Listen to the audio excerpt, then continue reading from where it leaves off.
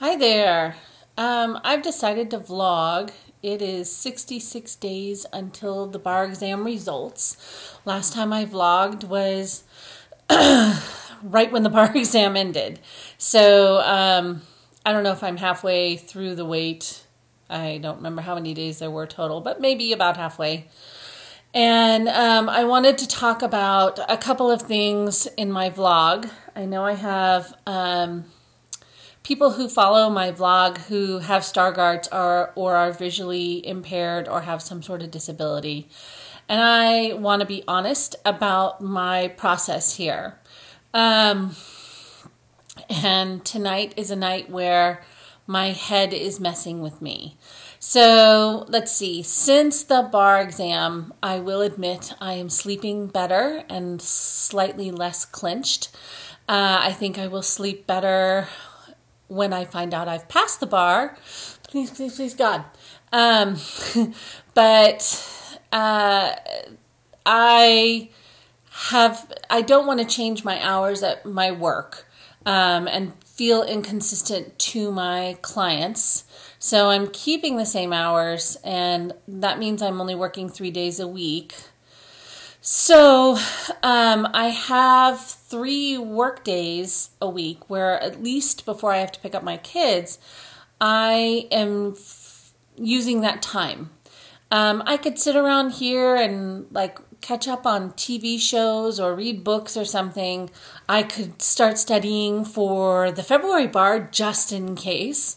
These are all things I could go volunteer my time, whatever. One of the things I am volunteering doing legal mediation in a neighboring county. I did the training several years ago, and that's really fun. It feels like I'm kind of networking and being a part of the process, the judicial process. But on my other days off, when I don't have other stuff to do here, I have been going down, and I call it stalking the courts. I'm going to criminal court because that's where I want to focus.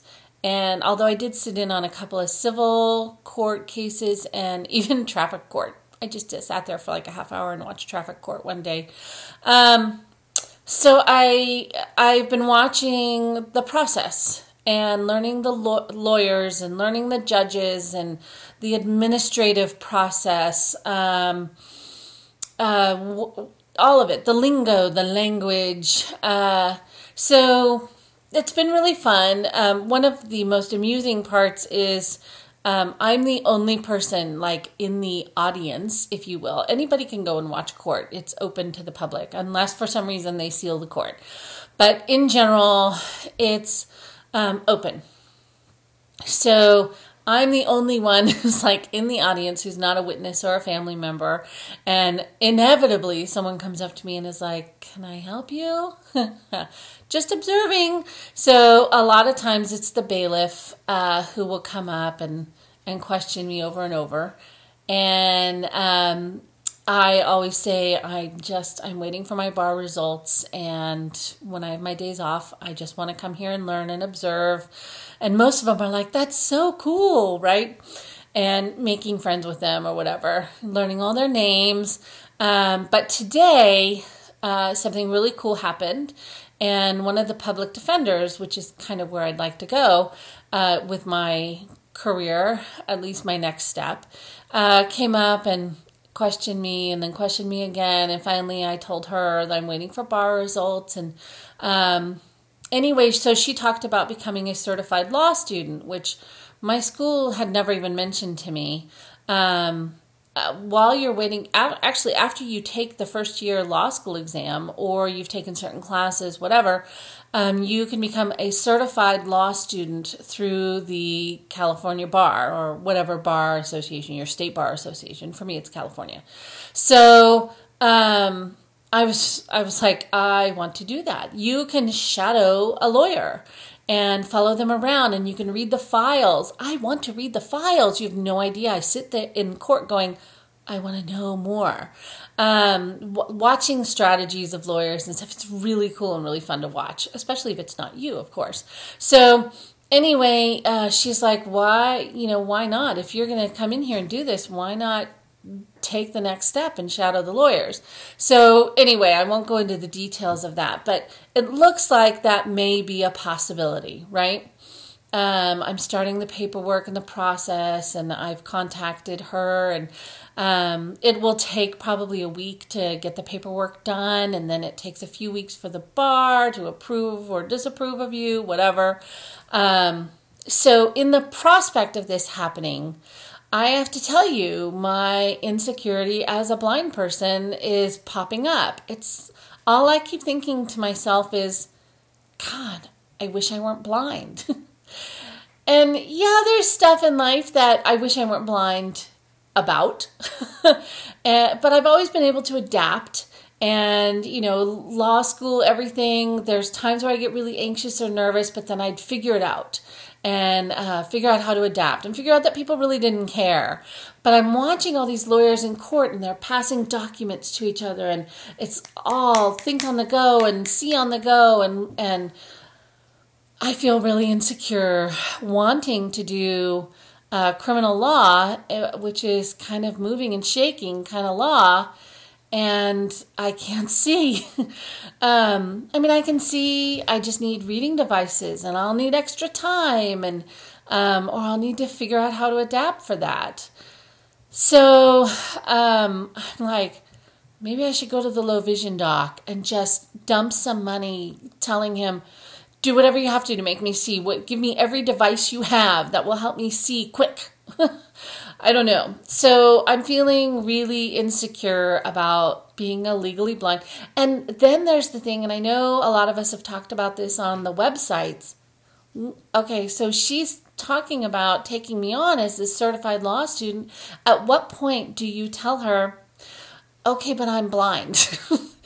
At what point do I divulge that? I know technically I don't have to divulge that when I'm seeking employment until I've been given an offer. So I guess the same would be true, but if she's sticking her neck out and helping me become a certified law student, is it fair not to tell her that I'm legally blind until the deal is almost done, and then she's going to be disappointed or maybe feel pressured into taking me on? I don't know. You know what I mean?